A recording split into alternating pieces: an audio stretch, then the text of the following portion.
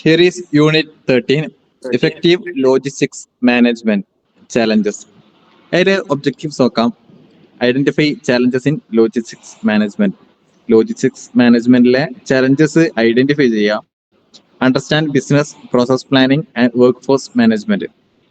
ഈ business process planning അതേപോലെ തന്നെ വർക്ക് ഫോഴ്സ് മാനേജ്മെന്റ് ഒക്കെ എന്താക്കാൻ പറ്റുക, മനസ്സിലാക്കാൻ സാധിക്കുക. Know technological advancements in logistics. ലോജിസ്റ്റിക്സിൽ ടെക്നോളജി അതുമായിട്ട് ബന്ധപ്പെട്ടിട്ടുള്ള അഡ്വാൻസ്ഡ് ഏരിയകളൊക്കെ മനസ്സിലാക്കുക. എക്സാമിൻ റെഗുലേറ്ററി ആൻഡ് എൻവയോൺമെന്റൽ ഇഷ്യൂസ്. നിയമവുമായിട്ട് ബന്ധപ്പെട്ടിട്ടുള്ള പരിസ്ഥിതിയായിട്ട് ബന്ധപ്പെട്ടിട്ടുള്ള കാര്യങ്ങളൊക്കെ എക്സാമിൻ ചെയ്യാം. അതൊക്കെയാണ് ഇതിന്റെ ഒബ്ജക്റ്റീവ്സ് ആയിട്ട് വരുന്നത്. ഇതിൽ ഇൻട്രൊഡക്ഷൻ പാർട്ട് നോക്കാം. Logistics is the backbone of the economy.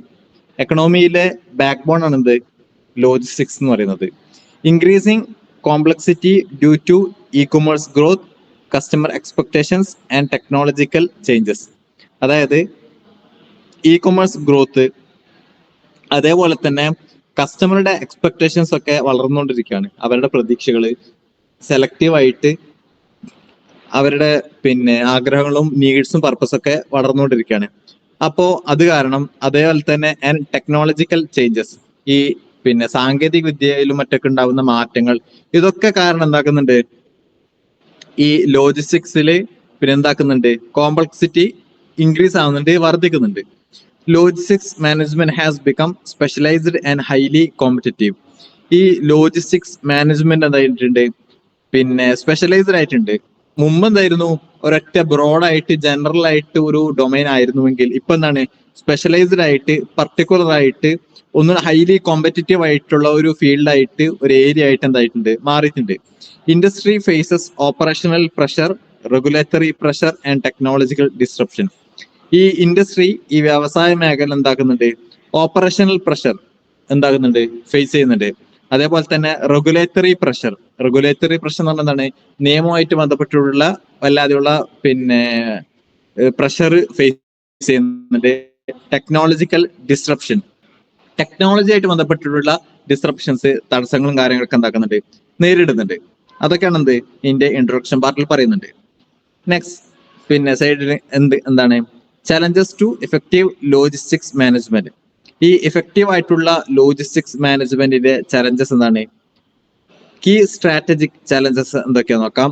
High transportation cost, അതായത് വലിയ രീതിയിലുള്ള ട്രാൻസ്പോർട്ടേഷൻ ചെലവുകളും മറ്റൊക്കെ എന്താകുന്നതാണ് ഈ ലോജിസ്റ്റിക്സ് മാനേജ്മെന്റിന്റെ വലിയൊരു ചലഞ്ചസ് ആണ്.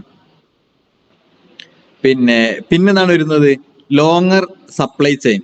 അതായത് ലോങ് സപ്ലൈ ചെയിനിൽ ലെങ്തി ആവുന്ന സമയത്ത് എന്താണ്, റിസ്ക് കൂടും. അതെന്താണ് വലിയൊരു ചലഞ്ചസ് ആണ്. വേരിയബിലിറ്റി ഇൻ ഓപ്പറേഷൻസിൽ വരുന്ന മാറ്റങ്ങൾ, അതിലുണ്ടാവുന്ന അൺസർട്ടനിറ്റീസും കാര്യങ്ങളൊക്കെ എന്താണ് വലിയൊരു ചലഞ്ചസ് ആണ്. ഹൈ ഇൻവെന്ററി കോസ്റ്റ്, നമ്മൾ ഈ ഇൻവെന്ററിയിൽ വരുന്ന ചെലവുകൾ എന്താണ് ഒരു വലിയൊരു വെല്ലുവിളിയാണ്.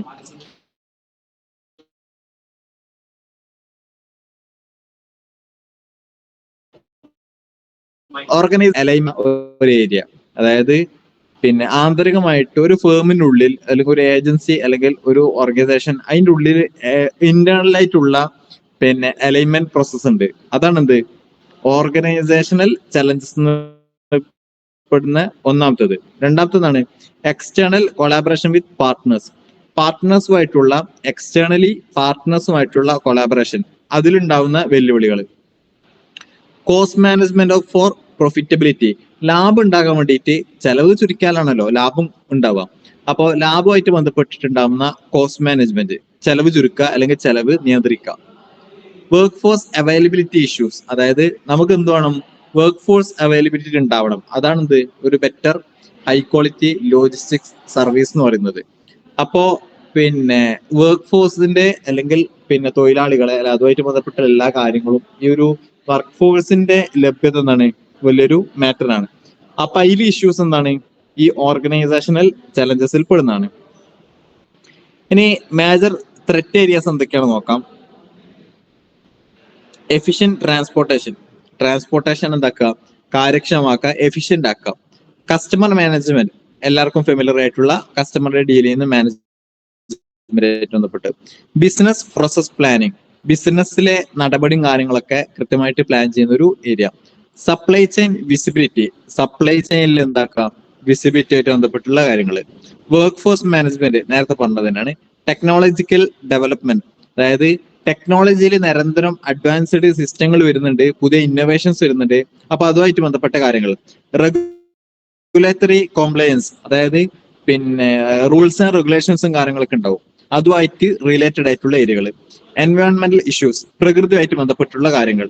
ഇതൊക്കെയാണ് എന്ത് നിരന്തരം നിർബന്ധമായിട്ടും പിന്നെ അപ്രോച്ച് ചെയ്യേണ്ട, അഡ്രസ് ചെയ്യേണ്ട ഏരിയാസ്. അതാണ് എന്ത്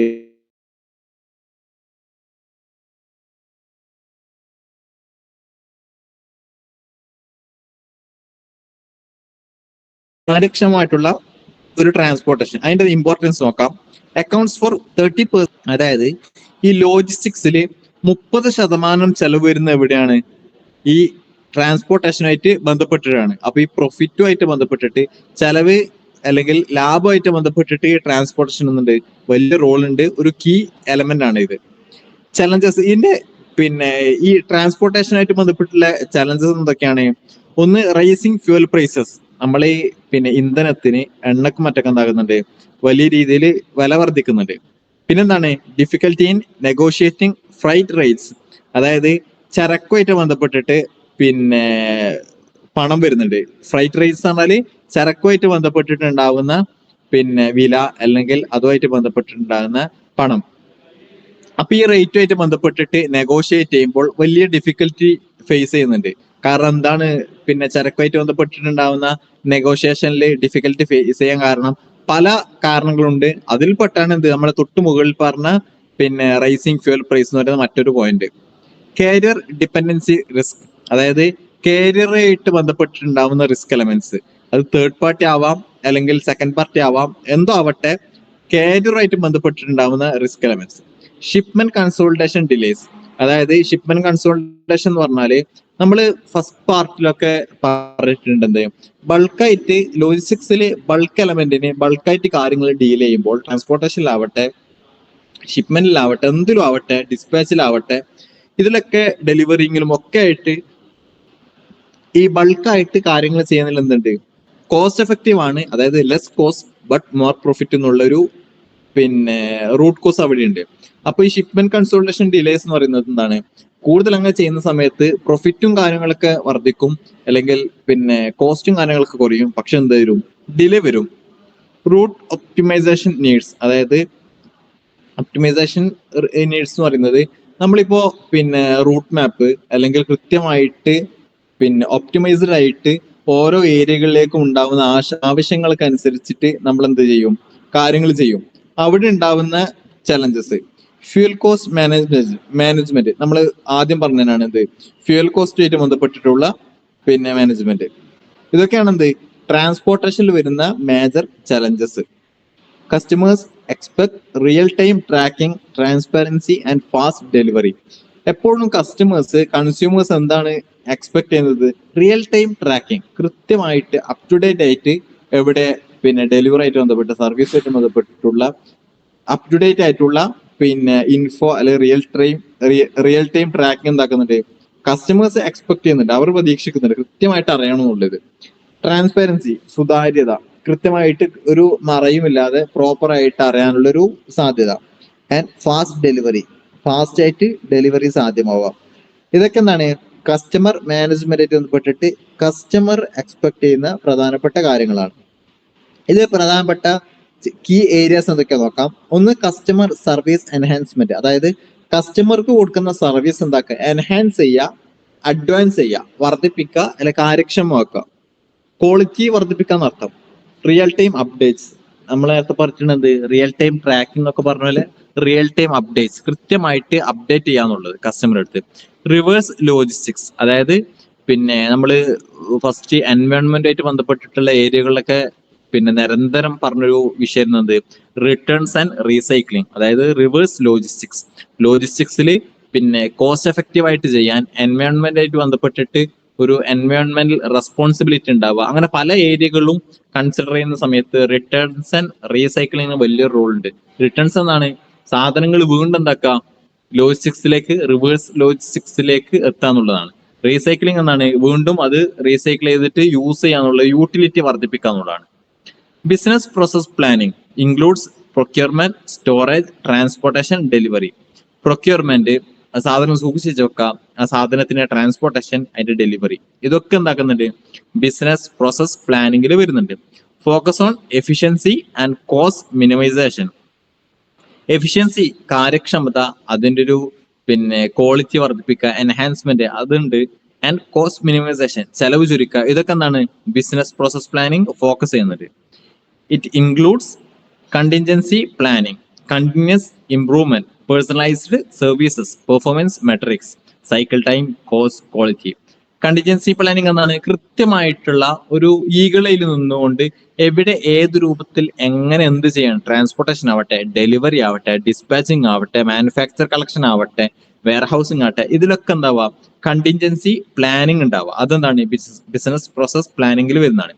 കണ്ടിന്യൂസ് ഇംപ്രൂവ്മെന്റ്, തുടർച്ചയായിട്ട് നിരന്തരമായിട്ട് ഇംപ്രൂവ് ചെയ്യുക, എപ്പോഴും ഒരേ രൂപത്തിൽ, ഒരേ ശൈലിയിൽ, ഒരേ രീതിയിൽ, ഒരേ മെത്തേഡ്, ഒരേ ഇംപ്രൂവ് ചെയ്യാന്നുള്ളത്.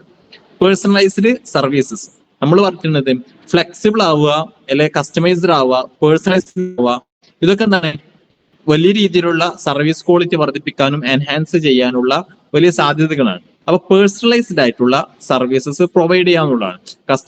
പല കസ്റ്റമേഴ്സിനും പല ആവശ്യങ്ങളും പല രൂപത്തിലേക്കും അതിനനുസരിച്ച് ചെയ്യാം. പെർഫോമൻസ് മെട്രിക്സ്, അതായത് പെർഫോമൻസ് മെഷർ ചെയ്യാനുള്ള അതിന് മെട്രിക്സ്, അത് സൈക്കിൾ ടൈം ആയിരിക്കാം. സൈക്കിൾ ടൈം എന്ന് പറഞ്ഞാൽ പ്രോപ്പർ ആയിട്ട് ഇനിഷ്യേഷൻ മുതൽ കംപ്ലീഷൻ എക്സിക്യൂഷൻ വരെയുള്ള പ്രോപ്പർ കാര്യങ്ങളാണ് സൈക്കിൾ ടൈം എന്ന് പറഞ്ഞാൽ. സൈക്കിൾ എന്ന് പറഞ്ഞാൽ നിരന്തരം കറങ്ങാന്നുള്ളതാണ്. അതാണെന്ത് സൈക്കിൾ ടൈം. 1 to 10 ആണെങ്കിൽ ആ 10 എന്നാണ് വീണ്ടും 1ലേക്ക് വരിക, നിരന്തരം കറങ്ങാം, ഒരു സർക്കിൾ പോലെ, അതാണ് സൈക്കിൾ ടൈം. അപ്പൊ എല്ലാം കവർ ചെയ്യുന്നതാണ് സൈക്കിൾ ടൈം. കോസ്റ്റ്, ചെലവ്, ക്വാളിറ്റി എന്നാണ് അതിന്റെ ഒരു ക്വാളിറ്റി എന്നുള്ളതാണ്. അപ്പോ പിന്നെന്താണ് വരുന്നത് supply chain visibility includes shipment tracking, inventory visibility and warehouse monitoring. അതായത് ഷിപ്മെന്റിൽ നമ്മളൊരു സാധനം മാനുഫാക്ചറിൽ നിന്ന് കളക്ട് ചെയ്തു, അല്ലെങ്കിൽ വെയർഹൗസിൽ നിന്ന് ഡിസ്പാച്ച് ചെയ്യൂ, പിന്നെന്താക്കി ഷിപ്പിംഗ് തുടങ്ങി, ട്രാൻസ്പോർട്ടേഷൻ തുടങ്ങി, അതെന്താണ് ട്രാക്ക് ചെയ്യാന്നുള്ളത് ഷിപ്മെന്റ് ട്രാക്കിംഗ് എന്നുള്ളത്. ഇൻവെന്ററി വിസിബിലിറ്റി, കൃത്യമായിട്ട് ഇൻവെന്ററി ആയിട്ട് ബന്ധപ്പെട്ടിട്ട് അറിയാൻ പറ്റുന്ന ഒരു ട്രാൻസ്പാരൻസി ആണ് ഇൻവെന്ററി വിസിബിലിറ്റി. പിന്നെന്താണ് and warehouse monitoring. Warehouse monitoring എന്ന് പറഞ്ഞാൽ വെയർഹൗസിൽ കൃത്യമായിട്ട് ഒരു നിയന്ത്രണം, ഒരു നിരീക്ഷിക്കാൻ പറ്റുന്ന ഒരു സാഹചര്യം, സാധ്യതയൊക്കെ ഉണ്ടാക്കാന്നുള്ളത് വെയർഹൗസ് മോണിറ്ററിംഗ് എന്ന് പറയുന്നത്. ഇതിന്റെ ബെനിഫിറ്റ്സ് എന്താണ്? Better forecasting, coordination and transparency. അതായത് കൃത്യമായിട്ട് ഷിപ്മെന്റ് ട്രാക്ക് ചെയ്യാൻ പറ്റിയാൽ, ഇൻവെന്ററി ആയിട്ട് ബന്ധപ്പെട്ടിട്ട്, വിലയെ ബന്ധപ്പെട്ടിട്ട്, വില വിവരവുമായിട്ട് ബന്ധപ്പെട്ടിട്ട്, അല്ലെങ്കിൽ വില വിവര പട്ടികയായിട്ട് ബന്ധപ്പെട്ടിട്ട് വിസിബിലിറ്റി ഉണ്ടായാൽ, വെയർഹൗസ് മോണിറ്ററിംഗ്, വെയർഹൗസിൽ കൃത്യമായിട്ട് നിരീക്ഷണവും നിയന്ത്രണവും ഉണ്ടായാൽ എന്താണ് ബെനിഫിറ്റ്സ്? Better forecasting. ഫോർകാസ്റ്റിംഗ് എന്താണ്? നമുക്ക് പ്രെഡിക്റ്റ് ചെയ്യാൻ പറ്റും ഏത് സാധനവും, അതിന്റെ ലഭ്യത, അതിന്റെ ആവശ്യം, അതിന്റെ നീഡ്സ്, അതിന്റെ ട്രെൻഡ്, അതിന്റെ ഡിമാൻഡ് കാര്യങ്ങളൊക്കെ ഫോർകാസ്റ്റ് ചെയ്യാൻ പറ്റും. കോർഡിനേഷൻ ഉണ്ടാകും. എന്തൊക്കെയോ എങ്ങനെയൊക്കെയോ ചെയ്യുന്നതിന് പകരം കൃത്യമായിട്ട് സിസ്റ്റമൈസ്ഡ് ആയിട്ട് കോർഡിനേറ്റഡ് ചെയ്യാൻ പറ്റും. ഷിപ്മെന്റ് ട്രാക്കിംഗ്, വിസിബിലിറ്റി ഉണ്ട്, വെയർഹൗസ് മോണിറ്ററിംഗ് ഉണ്ട്. അപ്പൊ സ്വാഭാവികമായിട്ട് എന്താവും? ഒരു കോർഡിനേഷൻ ഉണ്ടാവും. പിന്നെന്താണ് ട്രാൻസ്പെറൻസി, സുതാര്യത. കൃത്യമായ കാര്യങ്ങൾ അറിയുന്നതുകൊണ്ട് എന്താവും? അവിടെ എല്ലാം വെളിവാകുന്നുണ്ട്, പ്രോപ്പർ ആയിട്ട് അറിയാൻ പറ്റുന്നുണ്ട്. വർക്ക് ഫോഴ്സ് മാനേജ്മെന്റ് എന്താണ്? Requires communication, role clarity, scheduling and training. അതായത് പ്രോപ്പർ ആയിട്ട് കമ്മ്യൂണിക്കേഷൻ വേണം, റോൾ ക്ലാരിറ്റി, ഇന്ന ആൾ എന്ന റോൾ ചെയ്യണം, ആ വിഷയത്തിൽ കൃത്യമായിട്ട് ഒരു ക്ലാരിറ്റി വേണം. എല്ലാവരും കൂടി എന്തെങ്കിലും ചെയ്യാ എന്നതിന് പകരം കൃത്യമായിട്ട് റോള്, പൊസിഷൻസ് കൃത്യമായിരിക്കണം. സ്കെഡ്യൂളിംഗ് എന്താണ്? ഏതൊക്കെ സമയത്ത് ഏതൊക്കെയാൾ എന്തൊക്കെ കാര്യങ്ങൾ, എന്തൊക്കെ പ്രോസസ്, എന്തൊക്കെ സിസ്റ്റമൈസേഷൻ, എന്തൊക്കെ ഒപ്റ്റിമൈസേഷൻ, എന്തൊക്കെ ഓട്ടോമേഷൻ, എന്തൊക്കെ നടക്കണം എന്നുള്ളത് എന്താക്കാം സ്കെഡ്യൂൾ ചെയ്യാം. ട്രെയിനിങ്, കൃത്യമായിട്ട് ട്രെയിനിങ് പ്രൊവൈഡ് ചെയ്യാം, അല്ലെങ്കിൽ ട്രെയിനിങ് കിട്ടുക എന്നുള്ളത്. അതാണിത് വർക്ക് ഫോഴ്സ് മാനേജ്മെന്റ് എന്ന് പറയുന്നത്. അത് നമുക്കൊന്നുകൂടി പിന്നെ റീഡ് ചെയ്യാൻ പറ്റും. ഉദാഹരണത്തിന് നമ്മളാണിത് ഈ വർക്ക് ഫോഴ്സ് മാനേജ് നമ്മളുണ്ടെന്ന് വിചാരിക്കാം, നമ്മളെന്താണ് ഒരു വർക്കറാണെന്ന് വിചാരിക്കാം. അപ്പൊ ഈ പ്രോപ്പർ ആയിട്ട് കമ്മ്യൂണിക്കേഷൻ സാധ്യമാവണം, റോൾ ക്ലാരിറ്റി. ഇപ്പൊ ഞാനാണെങ്കിൽ എന്റെ വിഷയത്തിൽ ഉണ്ടാക്കാം, എന്റെ റോള്, എന്റെ പൊസിഷൻ എന്താണ് ചെയ്യേണ്ടത്, അതിൽ ക്ലാരിറ്റി ഉണ്ടാവണം. സ്കെഡ്യൂളിങ്, ഞാൻ ഏതൊക്കെ സമയങ്ങളിൽ കൃത്യമായിട്ട് എന്താക്കണം ചെയ്യണം, സ്കെഡ്യൂളിംഗ് വേണം. ട്രെയിനിങ്, എനിക്ക് കൃത്യമായിട്ട് ട്രെയിനിങ് കിട്ടണം. അപ്പൊ ഒന്നുകൂടി റിലേറ്റ് ചെയ്യാൻ പറ്റുന്നുണ്ട്. Leadership and coordination skills. ഈ മാനേജേഴ്സിന്റെ വിഷയം പറഞ്ഞു. ഈ മാനേജേഴ്സിന് എന്ത് വേണം? ലീഡർഷിപ്പും കോർഡിനേഷൻ സ്കിൽസും വേണം. ലീഡർഷിപ്പും കോർഡിനേഷൻ സ്കിൽസും ഉണ്ടായാൽ എന്താണ് ഒരു ബെറ്റർ വർക്ക് ഫോഴ്സ് മാനേജ്മെന്റ് സാധ്യമാവുള്ളൂ. Technological developments. ടെക്നോളജിക്കൽ ഡെവലപ്മെന്റ്സ് എന്തൊക്കെയാന്ന് നോക്കാം. എന്തൊക്കെയാ ഇതിൽ ഇൻക്ലൂഡ് ആവുന്നത്? ഓട്ടോമേഷൻ, ഓട്ടോമേറ്റഡ് ആവാന്നുള്ളത്. എന്താണ് ഓട്ടോമേഷൻ? എന്താണ് മാനുവലി ചെയ്യേണ്ട പല കാര്യങ്ങളും ഓട്ടോമാറ്റിക് ആയിട്ട് ചെയ്യുന്ന ഒരു സിസ്റ്റം ഉണ്ടാക്കാം. ട്രാക്കിംഗ് സിസ്റ്റം, കൃത്യമായിട്ട് അറിയാൻ പറ്റുന്ന, ട്രാക്ക് ചെയ്യാൻ പറ്റുന്ന ഒരു സംവിധാനം ഉണ്ടാകും. Data analytics. ഡാറ്റ അനലിറ്റിക്സ് എന്നാണ് ഡാറ്റയെ ബന്ധപ്പെട്ടിട്ട് ഡാറ്റ വിശകലനം ചെയ്യാനുള്ള സംവിധാനങ്ങൾ. റോബോട്ടിക്സ്, നമ്മൾ നേരത്തെ പറഞ്ഞ റോബോട്ടിക്സ്, ഓട്ടോമേഷനായിട്ട് ബന്ധപ്പെട്ടുള്ള. IoT എന്താണ്? Internet of things. അതെന്താണ് ഇതേപോലെയുള്ള അനാലിസിസ് ചെയ്യാൻ പറ്റുന്ന, മോണിറ്റർ ചെയ്യാൻ പറ്റുന്ന system. Cloud computing. Cloud computing എന്താണ്? ഓട്ടോമാറ്റിക് ആയിട്ട് ഡിജിറ്റലി നമുക്ക് ഡാറ്റയെ ബന്ധപ്പെട്ടിട്ട് മോണിറ്ററിങ്ങും റെഗുലേഷനും നടക്കുന്നതാണത് ക്ലൗഡ് കമ്പ്യൂട്ടിംഗ് എന്ന് പറയുന്നത്. Digital trends, drones, blockchain, 3D printing, smart routing. ഇതൊക്കെ എന്താണ് ഡിജിറ്റൽ ഫീൽഡിലുള്ള ട്രെൻഡുകളാണ്. ഡ്രോൺ എന്താണ് നമ്മളെപ്പോഴും ഇപ്പൊ നമ്മളെ റിയൽ ടൈം ലൈഫിലൊക്കെ കൃത്യമായിട്ട് പല ഏരിയകളിലും വരുന്നതാണ്. ഈവൻ ഫോറസ്റ്റ് മോണിറ്ററിങ്ങിനാവട്ടെ, ഈവൻ വെഡിങ്ങിനാവട്ടെ, എന്ത് വിഷയത്തിനുള്ളതാണ് ഡ്രോൺസ് വരുന്നുണ്ട്. Block chain. ബ്ലോക്ക് ചെയിൻ എന്താണ് ഒരു ഡിജിറ്റൽ ലെഡ്ജർ അല്ലെങ്കിൽ ഡിജിറ്റൽ നോട്ട്ബുക്ക് ടൈപ്പ് കാര്യങ്ങളൊക്കെ സ്റ്റോർ ചെയ്യുന്നൊരു സിസ്റ്റം ആണ് എന്ത് ബ്ലോക്ക് ചെയിൻ എന്ന് പറയുന്നത്. 3D പ്രിന്റിംഗ് നമുക്ക് ഫെമിലിയർ ആണ്. സ്മാർട്ട് റൂട്ടിംഗ് എന്താണ് ഫെമിലിയർ ആണ്. ഈവൻ ന്യൂസിൽ വരെ എന്താണ് സ്മാർട്ട് റൂട്ടിംഗ് എന്നുള്ളൊരു സിസ്റ്റം യൂട്ടിലൈസ് ചെയ്യുന്നുണ്ട്. Regulatory compliances includes rational laws, international trade rules and tax policies. അതായത് റെഗുലേഷനുമായിട്ട് ബന്ധപ്പെട്ട് റൂൾസ് ആൻഡ് റെഗുലേഷൻ എന്ന് പറയുന്നുണ്ടല്ലോ. അപ്പൊ നിയമവുമായി ബന്ധപ്പെട്ടുള്ള എന്തൊക്കെ ഏരിയകൾ വരുന്നുണ്ട്? എന്തൊക്കെയുണ്ട്? നാഷണൽ ലോസ്, രാജ്യത്തിന്റെ അകത്ത് ഉണ്ടാവുന്ന, ദേശീയമായിട്ടുണ്ടാവുന്ന നിയമങ്ങൾ. ഇന്റർനാഷണൽ ട്രേഡ് റൂൾസ്, അന്താരാഷ്ട്ര വ്യാവസായിക നിയമങ്ങൾ. പല രാജ്യങ്ങളും അങ്ങോട്ടും ഇങ്ങോട്ടും ഉണ്ടാവുന്ന ട്രേഡ് റൂൾസ് ഉണ്ടാവും അത്. ആൻഡ് ടാക്സ് പോളിസീസ്, ടാക്സുമായിട്ട് ബന്ധപ്പെട്ടുണ്ടാവുന്ന പോളിസീസ്, നിയമങ്ങൾ. ചലഞ്ചസ് നോക്കാം. ഒന്ന് ഡോക്യുമെന്റേഷൻ ആണ്. പ്രോപ്പർ ആയിട്ട് ഡോക്യുമെന്റേഷൻ നടക്കുന്നില്ലെങ്കിൽ എന്താണ് ഒരു വലിയ ചലഞ്ചാണ്. നമുക്ക് തന്നെ അറിയാലോ ഡോക്യുമെന്റേഷന്റെ ഇമ്പോർട്ടൻസ്. ജസ്റ്റ് ഒരു ഉദാഹരണം എടുത്താൽ, നമ്മളൊരു ഒരു ഫയലായിട്ട് ബന്ധപ്പെട്ട്, ഒരു പേപ്പർ വർക്കായിട്ട് ബന്ധപ്പെട്ടിട്ട് വില്ലേജ് അല്ലെങ്കിൽ പഞ്ചായത്ത് അല്ലെങ്കിൽ താലൂക്ക് ഓഫീസിന് മറ്റു പോയാൽ അത് പ്രോപ്പർ ആയിട്ട് ആ ഡോക്യുമെന്റേഷൻ നടക്കുന്നില്ലെങ്കിൽ എത്ര പണി ഉണ്ടാവും? വലിയൊരു റിസ്ക് ആണല്ലോ. ആ ഒരു വലിയ ചലഞ്ചാണ്. അപ്പൊ ഡോക്യുമെന്റേഷൻ എന്ന് പറയുന്നതാണ് വലിയൊരു ചലഞ്ചാണ്. അപ്രൂവൽസ്. അപ്രൂവൽ എന്ന് പറയുന്നതാണ് പല വിഷയങ്ങളിലും അപ്രൂവൽസ് വേണ്ടിവരും, റെഗുലേഷൻ വേണ്ടിവരും. എന്തിനു വേണ്ടിയിട്ട്? നമ്മൾ ഈ ട്രേഡ് അല്ലെങ്കിൽ ലോജിസ്റ്റിക്സ് ഒക്കെ പ്രോപ്പർ ആയിട്ട് നടക്കാം. ചിലപ്പോൾ രാജ്യത്തിനുള്ളിൽ തന്നെ വേണ്ട അപ്രൂവൽ ആയിരിക്കാം, ചിലപ്പോൾ ഇന്റർനാഷണലി വേണ്ട അപ്രൂവൽ ആയിരിക്കാം. അതെന്താണ് വലിയൊരു ചലഞ്ചാണ്. ഇതിന്റെ കൺസേൺസ് നോക്കാം. എൻവയോൺമെന്റൽ ഇഷ്യൂസ് എന്താണ്? Focus on sustainability and carbon reduction. അതായത് സസ്റ്റൈനബിൾ ആയിട്ടുള്ള ഒരു ട്രേഡ്, ഒരു ലോജിസ്റ്റിക്സ് മാനേജ്മെന്റ് ആണ് എന്ത് ഫോക്കസ് ചെയ്യുന്നത്. അതേപോലെ തന്നെ കാർബൺ റിഡക്ഷൻ, കാർബൺ കുറക്കാന്നുള്ളതും. അപ്പോ കുറഞ്ഞ തൽക്കാലത്തേക്ക് ഒരു ടെമ്പററി മാനേജ്മെന്റ് അല്ലെങ്കിൽ ഒരു ലോജിസ്റ്റിക് സിസ്റ്റത്തിൽ നിന്ന് മാറിയിട്ട് സസ്റ്റൈനബിൾ ആയിട്ടുള്ള ഒരു ലോങ് ടേം എയിമിലുള്ള ഒരു ലക്ഷ്യമാണ് വെക്കുന്നത്. അതോടുകൂടെ തന്നെ കാർബൺ റിഡക്ഷൻ, അതൊന്നാണ് എന്ത് എൻവയോൺമെന്റ് ആയിട്ട് ബന്ധപ്പെട്ടുള്ള വലിയൊരു കോർ ഫോക്കസ്. ഇതിന്റെ കൺസേൺസ് നോക്കാം. എന്താണ്? ഒന്ന് എമിഷൻസ് ആണ്. ഈ കാർബൺ ഡൈ ഓക്സൈഡ് അല്ലെങ്കിൽ എൻവയോൺമെന്റിന് ഇഷ്യൂ ഉണ്ടാക്കുന്ന ഗ്യാസും കാര്യങ്ങളൊക്കെ പുറത്ത് എമിറ്റ് ചെയ്യുക, അതിനെ പുറത്ത് വിടുക എന്നുള്ളത് വലിയൊരു കൺസേൺ ആണ്. ഫ്യൂവൽ കൺസംഷൻ, നമ്മൾ പറഞ്ഞിട്ടുണ്ട് നാച്ചുറൽ റിസോഴ്സ് അല്ലെങ്കിൽ ഫ്യൂവലും കാര്യങ്ങളൊക്കെ എന്താവുക കൂടുതൽ കൺസ്യൂം ചെയ്യുന്നത് എന്താണ് വലിയൊരു കൺസേൺ ആണ്. വേസ്റ്റ്, പ്രകൃതിയെ വലിയ രീതിയിൽ ബാധിക്കുന്ന ഒരു കാര്യമാണ് വേസ്റ്റ് എന്ന് പറയുന്നത്. അതൊക്കെ എന്താണ് കൺസേൺസ് ആണ്. ഇതിന്റെ സൊല്യൂഷൻസ് എന്താണ്? ഒന്ന് റൂട്ട് ഒപ്റ്റിമൈസേഷൻ, കൃത്യമായിട്ട് റൂട്ട് ഒപ്റ്റിമൈസേഷൻ സാധ്യമാവുക. കൃത്യമായിട്ട് എവിടേക്ക് ഏത് രീതിയിലാണ് പോകേണ്ടത്, ട്രാൻസ്പോർട്ടേഷൻ ആവട്ടെ, ഡെലിവറി ആവട്ടെ, ഡിസ്പാച്ചിങ് ആവട്ടെ. അപ്പൊ ഒരു ഒപ്റ്റിമൈസേഷൻ നടന്നാൽ എന്താകാൻ പറ്റും? കൂടുതൽ യാത്ര കുറക്കാൻ പറ്റും, ട്രാൻസ്പോർട്ടേഷൻ എന്താക്കാൻ പറ്റും. ലെസ് ട്രാൻസ്പോർട്ടേഷൻ മെത്തേഡ് നമുക്ക് എന്താക്കും വലിയ രീതിയിൽ ഇഫക്റ്റീവ് ആവും. അപ്പൊ എന്താവും എമിഷൻ ഉള്ളത് കുറയ്ക്കാൻ പറ്റും. ഇപ്പൊ ഫ്യൂൽ കൺസംപ്ഷൻ ആണെങ്കിൽ ഇലക്ട്രിക് വെഹിക്കിൾസ് ആയാലും എന്താവും ഈ ഫ്യൂൽ കൺസംഷനും കുറക്കാൻ പറ്റും. ഇനി വേസ്റ്റ് വിഷയത്തിലാണെങ്കിൽ റീസൈക്ലിംഗ് എന്താണ് വലിയൊരു സൊല്യൂഷൻ ആണ്. കൺക്ലൂഷൻ നോക്കാം. ഫോക്കസ് ഓൺ എഫിഷ്യൻസി ഫോക്കസ് ചെയ്യുക, കോസ്റ്റ് റിഡക്ഷൻ ചെലവ് ചുരുക്കുക, കസ്റ്റമർ സാറ്റിസ്ഫാക്ഷൻ കസ്റ്റമറുടെ സാറ്റിസ്ഫാക്ഷൻ നമ്മൾ ആദ്യം മുതൽ പറയുന്നതാണ് കസ്റ്റമർ സാറ്റിസ്ഫാക്ഷൻ, അത് ഒരു ഫോക്കസിങ് ആണ്. ആൻഡ് ടെക്നോളജി അഡോപ്ഷൻ, അതായത് പണ്ടേ ഉള്ള ടിപ്പിക്കൽ കൺസർവേറ്റീവ് ആയിട്ടുള്ള മെത്തേഡ് നിന്ന് മാറിയിട്ട് ടെക്നോളജി വരുമ്പോൾ സിസ്റ്റം വളരുന്ന സമയത്ത് ഡിജിറ്റൽ വേൾഡിൽ അതിനനുസരിച്ച് എന്താക്കാം അത് അഡോപ്റ്റ് ചെയ്യാന്നുള്ളത്, അതൊക്കെയാണത് ഫോക്കസിങ് ഏരിയ ആണ്. ഗ്ലോസർ എന്തൊക്കെയാണ്? ബ്ലോക്ക് ചെയിൻ നമ്മൾ പറ്റുന്നത് ബ്ലോക്ക് ചെയിൻ എന്ന് പറഞ്ഞാൽ block chain is A digital ledger. അതായത് നമ്മളിപ്പോൾ റിട്ടേൺ ആയിട്ട് മാനുവൽ ആയിട്ട് ചെയ്യുന്ന പല കാര്യങ്ങളും എന്താക്കും ഡിജിറ്റലി സ്റ്റോർ ചെയ്യുക, അത് റെക്കോർഡ് ചെയ്യുക എന്നുള്ളത് ഒരു സിസ്റ്റമാണ് ബ്ലോക്ക് ചെയിൻ. ക്ലൗഡ് കമ്പ്യൂട്ടിംഗ് നമ്മൾ പറഞ്ഞിട്ടുണ്ട്. സൈക്കിൾ ടൈം എന്താണ് നമ്മൾ റിലേറ്റ് ചെയ്യുന്ന ഒരു ഏരിയ ആയിട്ട് ബന്ധപ്പെട്ട പറഞ്ഞത്. പല ഏരിയകളിലും ഈ സൈക്കിൾ ടൈം നമുക്ക് നോക്കാം. ഏത് വിഷയത്തില്? പിന്നെ ട്രാക്കിങ്ങിൽ നോക്കാം, ക്വാളിറ്റി ഇവാലുവേഷനിൽ നോക്കാം. അതൊക്കെ എന്തുണ്ട് ഈ സൈക്കിൾ ടൈം എന്നാക്കി ഒരു ഇൻഡിക്കേറ്റർ ആയിട്ട് വെക്കാം. ഡാറ്റ അനലിറ്റിക്സ് എന്താണ്? ഡാറ്റയാണ് ഇന്ന് വേൾഡിലെ നമ്പർ 1 പിന്നെ വാല്യുബിൾ ആയിട്ടുള്ള ഹൈലി പൊട്ടൻഷ്യൽ ആയിട്ടുള്ള ഒരു കാര്യം എന്ന് പറയുന്നത്. കാരണം എന്താണ്? ഡാറ്റ വെച്ചിട്ട് ആർക്കും എന്തും ചെയ്യാന്നുള്ളതാണ്. ആരുടെ കയ്യിലാണ് ഡാറ്റ ഉള്ളത് അവരാണ് ഇന്ന് ലോകത്തെ ഭരിക്കുന്നത്. അപ്പൊ ഡാറ്റയെ ബന്ധപ്പെട്ടുള്ള അതിന്റെ അനാലിസിസും കാര്യങ്ങളൊക്കെയാണത് ഡാറ്റ അനലിറ്റിക്സ് എന്ന് പറയുന്നത്. ജി പി എസ് എന്താണ്? കൃത്യമായിട്ട് നമുക്ക് ഏറ്റവും കൂടുതൽ ഫെമിലർ ആയിട്ടുള്ള കാര്യമാണത് GPS എന്ന് പറയുന്നത്.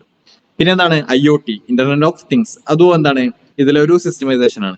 മെട്രിക്സ് നമ്മൾ പറഞ്ഞിട്ടുണ്ട് ഈ സൈക്കിൾ ടൈം ഒക്കെ ഒരു മെട്രിക്സ് ആണ്. മെട്രിക്സ് പല കാര്യങ്ങളുണ്ട്, പല കാര്യങ്ങളും മെഷറിങ്ങും മറ്റൊക്കെ വരുന്നതാണ് ഈ മെട്രിക്സ് എന്ന് പറയുന്നത്. 3D പ്രിന്റിംഗ് എന്താണ്? 3D പ്രിന്റിംഗ് എന്താണ്? നമ്മൾ റിയൽ ടൈം ലൈഫിൽ പല രൂപത്തിലും ഫോട്ടോസ് ആവട്ടെ ഇനിയല്ല കാരിക്കേച്ചർ ആവട്ടെ ആ രൂപത്തിലൊക്കെ വരുന്നതാണ് ഇത് 3D പ്രിന്റിംഗ് എന്ന് പറയും.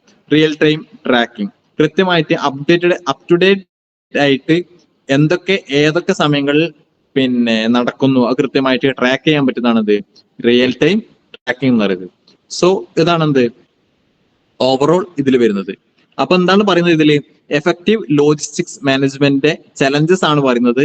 എങ്ങനെ അത് പിന്നെ എഫക്റ്റീവ് ആക്കാൻ പറ്റും നമ്മൾ ഈ കുറെ പാർട്സിൽ പറഞ്ഞിട്ടുണ്ട്, അതൊരു ചെറിയ ഭാഗം ഇതിൽ പറഞ്ഞിട്ടുണ്ട്.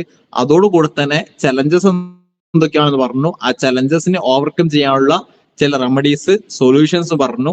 അതോടുകൂടെ തന്നെ എൻവയോൺമെന്റുമായിട്ട് ബന്ധപ്പെട്ടുണ്ടാവുന്ന കൺസേൺസ് പറഞ്ഞു, ആ കൺസേൺസിന് ഉള്ള റെമഡീസ് സൊല്യൂഷൻസും പറഞ്ഞു. പിന്നെ പറഞ്ഞതാണ് വർക്ക് ഫോഴ്സ് മാനേജ്മെന്റ് ആണ്.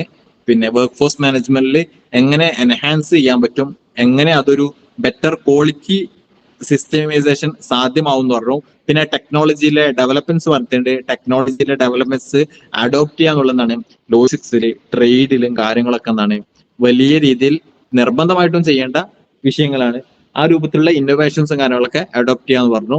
പിന്നെ എന്തൊക്കെ കൺക്ലൂഷൻ പറഞ്ഞു. കൺക്ലൂഷനിൽ എന്താണ്? എഫിഷ്യൻസി ഫോക്കസ് ചെയ്യണം, കോസ്റ്റ് റിഡക്ഷൻ ഫോക്കസ് ചെയ്യണം, കസ്റ്റമർ സാറ്റിസ്ഫാക്ഷൻ ഫോക്കസ് ചെയ്യണം, ടെക്നോളജി അഡോപ്ഷൻ ഫോക്കസ് ചെയ്യണം എന്ന് പറഞ്ഞു. So this is all about this unit. So we can wind up here. Okay, fine. Wind up ചെയ്യല്ലേ?